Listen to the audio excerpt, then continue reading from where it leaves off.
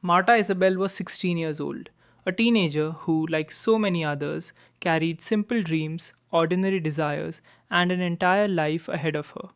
Those who knew her at some point remember a young girl who could have followed a different path, a path that, little by little, was interrupted within the very place where she should have found protection. At first, nothing seemed out of the ordinary.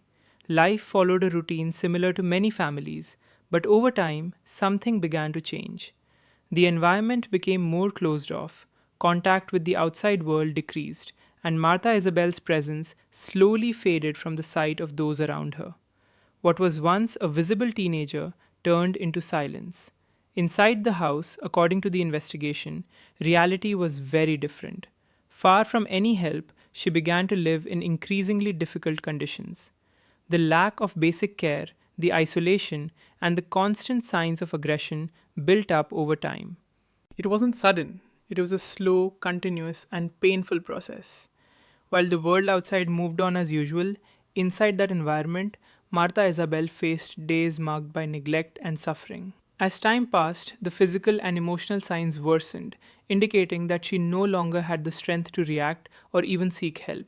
The outcome of the story came when authorities entered the residence and found her lying on a bed, covered with a sheet, in conditions that shocked even experienced investigators. Initial reports revealed an extreme state of fragility, with clear signs of prolonged neglect and injuries indicating a long period without any form of assistance. For authorities, this is not just an isolated case, but a sequence of failures, silence, and omission that allowed the situation to reach this point. The investigation is still ongoing, aiming to reconstruct every detail, not only to hold those responsible accountable, but also to understand how a story like this could unfold without interruption.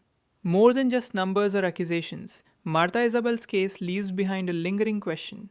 At what point were the warning signs ignored? At the center of the investigation, the details revealed so far expose a scenario that goes far beyond an isolated case, showing a prolonged sequence of neglect, control, and suffering within an environment that should have provided safety. Martha Isabel was found by authorities lying on a bed covered with a sheet and wearing a disposable diaper, an image that, according to investigators, reflects the level of abandonment she endured. According to the initial report, the teenager showed signs of severe malnutrition with extremely advanced physical weakness. There were clear indications of a long period without basic care, including critical injuries, the presence of larvae in wounds, and marks on her body suggesting she had remained immobile for days without any form of assistance. For investigators, these elements not only point to prolonged suffering, but also reinforce the hypothesis that her condition worsened continuously over time without interruption. Information gathered during the investigation indicates that Marta Isabel lived under strict control inside her own home. In a statement, her father, Cayebe Jose da Silva, admitted that he frequently restricted her movements, especially at night, when he used electrical wires to keep her restrained. During the day, according to his account, she was kept locked inside the house, with no access to the outside and no freedom to move. According to authorities, this pattern was not occasional, but part of an established routine. The repetition of these practices over time created a situation of complete isolation in which the teenager was entirely dependent on those responsible for her care, while also being extremely vulnerable. In addition to the father's statement, witnesses interviewed by police provided accounts that further highlight the severity of the situation. According to these reports, Marta Isabel was frequently subjected to ongoing mistreatment, including repeated physical and psychological harm.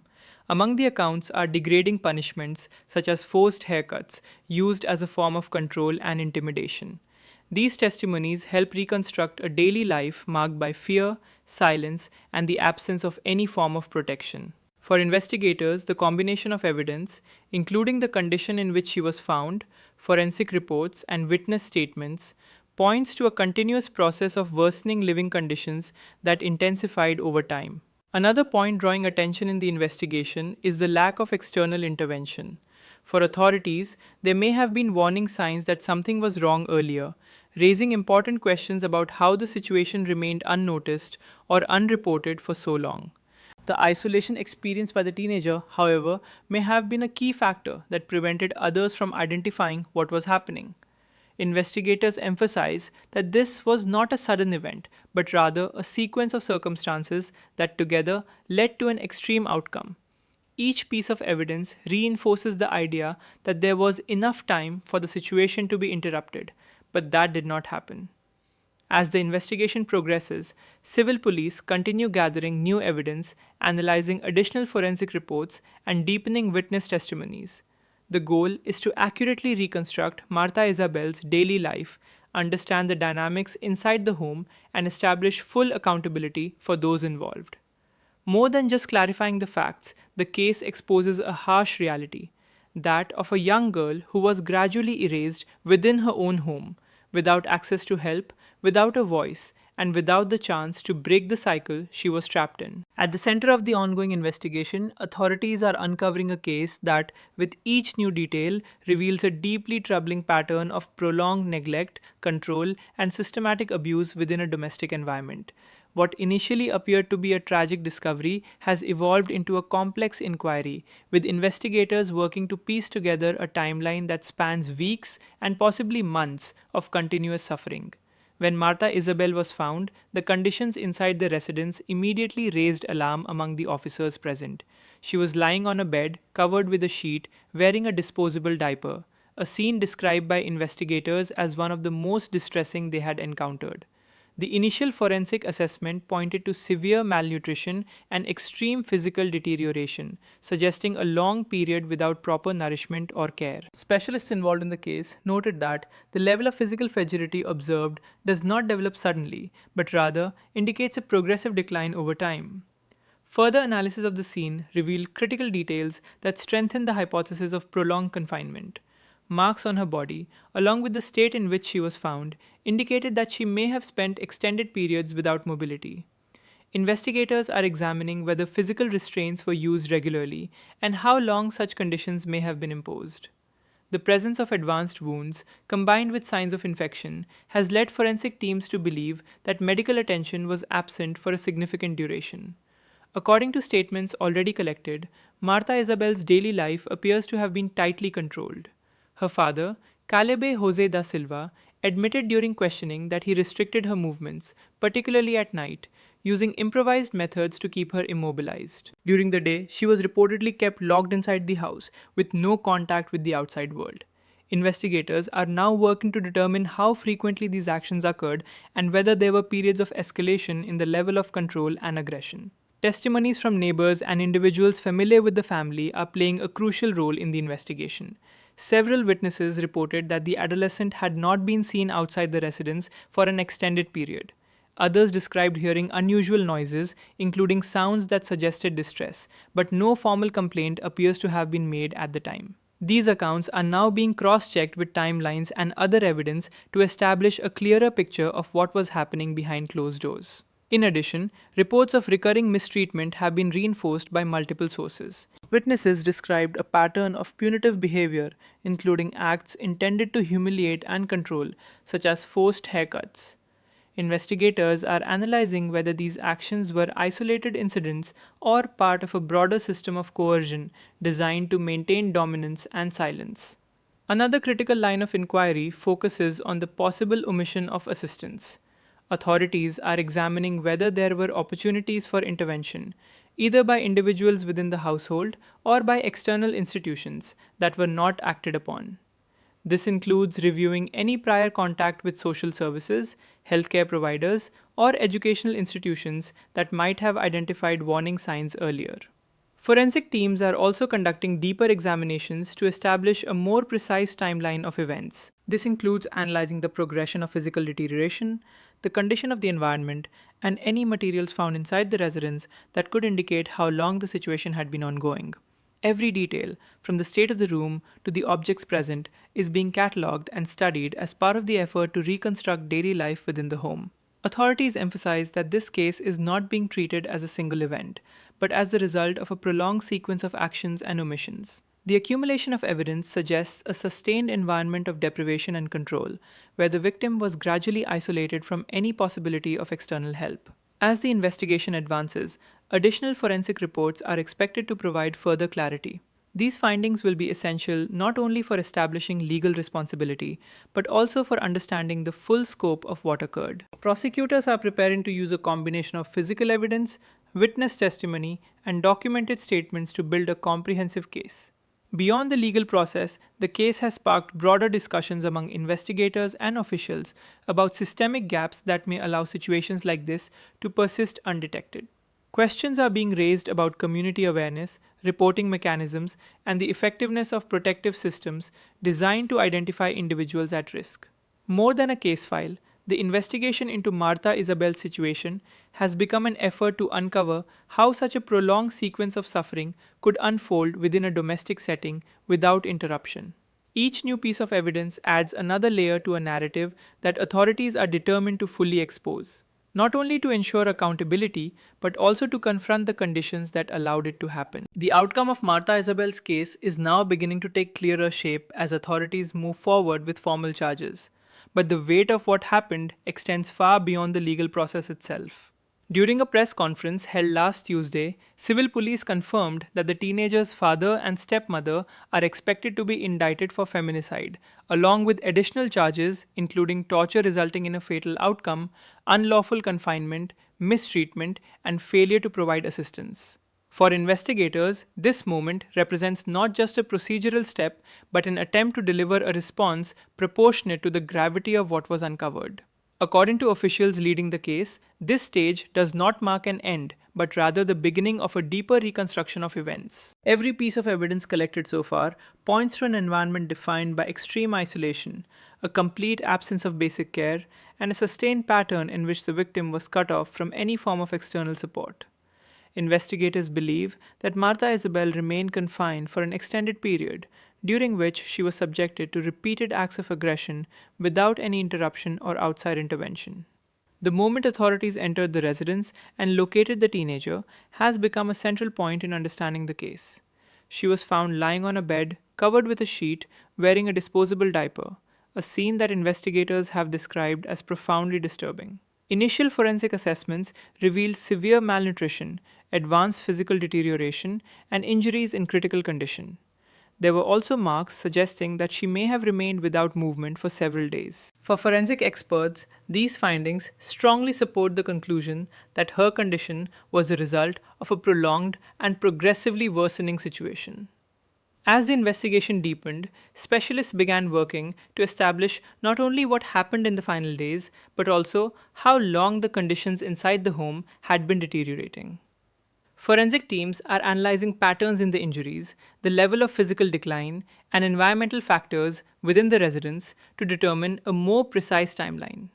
Early indications suggest that the situation did not escalate suddenly, but rather developed gradually, with warning signs accumulating over time. The emotional impact of the case has been significant, even among experienced investigators. Officers involved in the operation reported being deeply affected by what they encountered inside the home. While law enforcement professionals are often exposed to difficult situations, many describe this case as particularly striking due to the level of vulnerability and isolation involved. Beyond the investigation itself, the case has also triggered widespread public reaction, with members of the community expressing shock and outrage over the conditions in which the teenager was found. Authorities emphasize that the evidence gathered so far points not only to direct acts of harm, but also to a prolonged pattern of neglect and omission. This distinction has become a key element in the case, as investigators seek to understand not just individual actions, but the broader context that allowed the situation to continue unchecked. The apparent absence of intervention, whether from individuals within the household or from external sources, is now a critical focus of the inquiry. As part of this effort, investigators are reviewing whether there were missed opportunities for detection or intervention. This includes examining possible interactions with neighbors, institutions, or services that might have identified signs of distress earlier. While no formal reports appear to have been made prior to the discovery, authorities are working to determine whether subtle warning signs were present, and if so, why they did not lead to action. The legal process itself is also entering a crucial phase. Prosecutors are working alongside investigators to organize the growing body of evidence into a structured case. This includes forensic reports, witness testimonies, and statements already obtained during questioning. The goal is to build a comprehensive narrative that clearly demonstrates the sequence of events, the conditions inside the residence, and the responsibilities of those involved. At the same time, additional forensic analyses are still underway. Experts are conducting deeper examinations to clarify details such as the duration of the victim's physical decline, the nature of the injuries, and the environmental conditions that contributed to her state. These findings are expected to play a critical role in strengthening the case and providing a more complete understanding of what occurred. Investigators also stress that accountability in this case may extend beyond direct actions. The concept of omission, the failure to act when action was possible, is being carefully examined as part of the broader legal framework. Authorities are evaluating whether there were moments when the situation could have been interrupted and what factors may have prevented that from happening. Beyond the courtroom, the case has sparked wider discussions about systemic vulnerabilities. Officials and observers alike are raising questions about how situations involving prolonged isolation and neglect can remain hidden for extended periods. Issues such as community awareness, reporting mechanisms, and the effectiveness of protective systems are now part of a larger conversation prompted by this case. For investigators, the outcome is not solely about securing charges, but about fully uncovering the chain of events that led to this point. Each new detail adds depth to a narrative that is both complex and deeply unsettling. The objective is not only to establish responsibility, but also to ensure that the circumstances surrounding the case are thoroughly understood. In this sense, the conclusion of the case carries a dual weight. Legally, it represents the pursuit of justice through formal accountability. Socially, it stands as a stark reminder of what can happen when warning signs go unnoticed or unaddressed. Marta Isabel's story, as it continues to be reconstructed, leaves behind more than documented facts. It raises enduring questions about vigilance, responsibility, and the limits of silence. Even as the investigation moves closer to its formal conclusion, those involved acknowledge that its broader implications will continue to resonate. The case does not end with indictments, it extends into reflection, into systemic evaluation, and into the urgent need to recognize and respond to signs of vulnerability before they evolve into irreversible outcomes. As the investigation unfolded, Marta Isabel's case quickly moved beyond the boundaries of a local incident and gained widespread attention across Brazil. What began as a police inquiry soon turned into a national topic of discussion, drawing intense public reaction and becoming one of the most talked about cases in recent days. The details revealed by authorities, combined with the conditions in which the teenager was found, contributed to a wave of shock that spread rapidly through social media, news platforms, and public debate. The case resonated deeply with the public not only because of its severity, but because of the questions it raised. Across Brazil, people began to reflect on how such a situation could develop over time without being interrupted. The idea that a young girl could remain in such conditions, isolated within her own home, sparked a sense of collective outrage and disbelief. Online platforms were flooded with discussions, with users sharing reactions that ranged from anger to sorrow, many expressing frustration over what they perceived as preventable circumstances. As the story gained traction, major media outlets began to cover the case extensively, amplifying its reach even further. Continuous updates from the investigation, including statements from civil police and emerging witness accounts, kept the public engaged and intensified the visibility of the situation. The case became a focal point for conversations about domestic environments, vulnerability, and the responsibilities of those tasked with care and protection. The viral nature of the case also highlighted the role of digital platforms in shaping public awareness. Within hours of key details being released, clips, summaries, and commentaries were being shared widely, reaching audiences far beyond the region where the ghatna occurred. Influencers, commentators, and everyday users contributed to the spread of information, often adding their own interpretations and emotional responses. This rapid circulation transformed the case into a national conversation, with millions of people becoming aware of Marta Isabel's story in a very short period of time. At the same time, the intense exposure brought a new layer of pressure to the investigation. Authorities became aware that every update, every statement, and every piece of evidence disclosed would be closely scrutinized by the public. This visibility, while increasing awareness, also reinforced the need for careful communication and responsible handling of information. Investigators emphasized that, despite the widespread attention, the process must remain grounded in evidence and procedure. The case also triggered broader societal discussions. Many began questioning whether there are gaps in systems designed to identify and protect individuals in vulnerable situations. Conversations extended beyond the specific details of the case, touching on themes such as social responsibility, community awareness, and the importance of recognizing warning signs. For some, the case became a symbol of deeper structural issues that may allow situations like this to persist unnoticed. Public reaction was not limited to online spaces. In various parts of the country, the case was discussed in schools, workplaces, and community settings. It became a reference point in debates about protection, accountability, and the role of society in preventing similar situations. The emotional weight of the story contributed to its impact, making it more than just a headline. It became a shared moment of reflection for many. Despite the widespread attention, authorities have repeatedly stressed the importance of maintaining focus on the facts. Investigators continue to work on building a complete and accurate understanding of what happened, even as public interest remains high. They have also cautioned against speculation, emphasizing that only verified information should guide conclusions. In many ways, the viral spread of the case has amplified both its impact and its complexity. On one hand, it has ensured that the situation is not ignored, bringing visibility to issues that might otherwise remain hidden. On the other, it has introduced challenges related to misinformation, emotional reactions, and the speed at which narratives can form in the digital age. Ultimately, Marta Isabel's case has become more than an investigation. It has become a national moment, a moment that reflects not only the details of a single ghatna, but also the collective response of a society confronted with a deeply unsettling reality. As the case continues to develop, its presence in public discourse remains strong, serving as both a call for accountability and a reminder of the importance of awareness in preventing similar situations in the future. As this case reaches a broader conclusion in the public eye, it leaves behind not only a sense of shock, but also an urgent reflection on the importance of care, protection, and awareness within family environments. Beyond the investigation, beyond the legal consequences, there is a deeper message that has resonated across Brazil.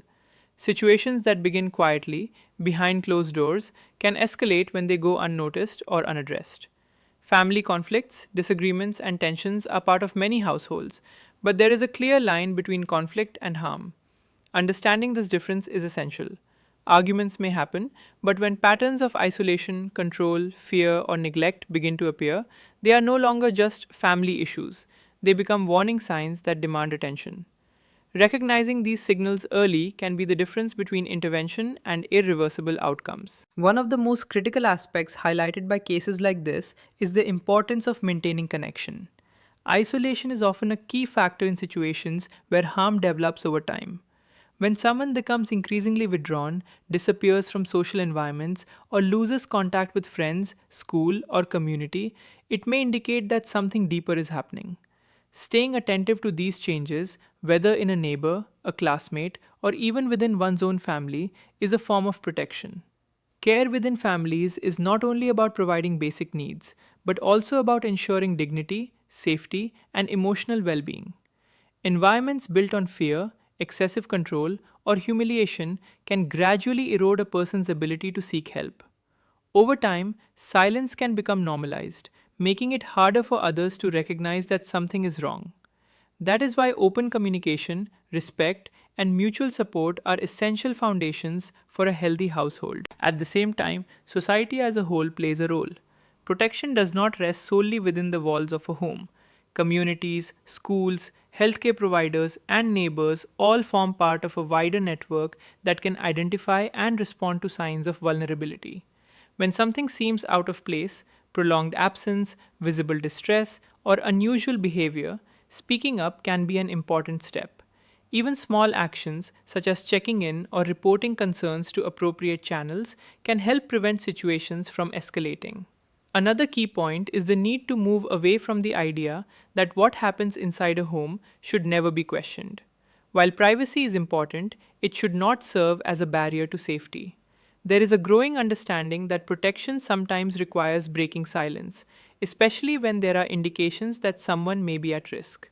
Creating a culture where people feel responsible for one another can strengthen collective safety. Education and awareness are also powerful tools.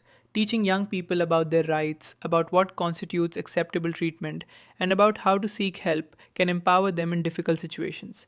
Likewise, informing adults about how to identify warning signs and how to respond appropriately can create stronger, more attentive communities. It is also important to acknowledge that intervention is not always simple. Fear, uncertainty, and lack of information can prevent people from acting. However, strengthening access to support systems and encouraging responsible reporting can reduce these barriers over time. The goal is not to create panic or suspicion, but to build awareness and readiness to act when necessary. In the end, what cases like this leave behind is not only a call for justice, but a call for vigilance and compassion. Protection begins with attention, with noticing changes, asking questions, and refusing to ignore signs that something may be wrong. Families should be places of safety, not silence. And when that balance is broken, it becomes a shared responsibility to restore it. The lasting impact of this story lies in that reminder that care must be active, that attention can save lives, and that no situation of suffering should remain hidden for too long without a response.